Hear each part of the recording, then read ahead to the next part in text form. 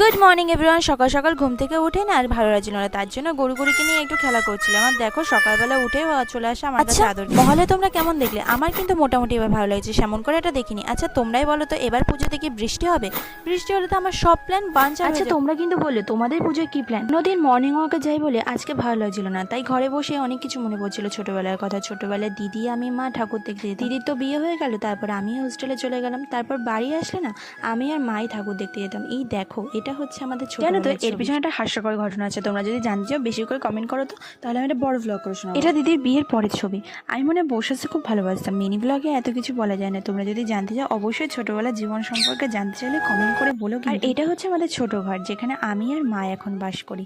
আর এইটা হচ্ছে আমার দিদির ছেলে, এখন তো অনেক বড় হয়ে গেছে। আর এটা দিদি আর জিজুর বিয়ের ছবি। আচ্ছা এটা কে বলো তো? এটা হচ্ছে আমার মার ছবি বিয়ের আগের। এটা কি কিউট লাগছিল না? তো কেমন লাগলো বন্ধুরা? আজকের মতো তো এইটুখানি, দেখা হচ্ছে নতুন কোনো ব্লগে। ভালো লাগলো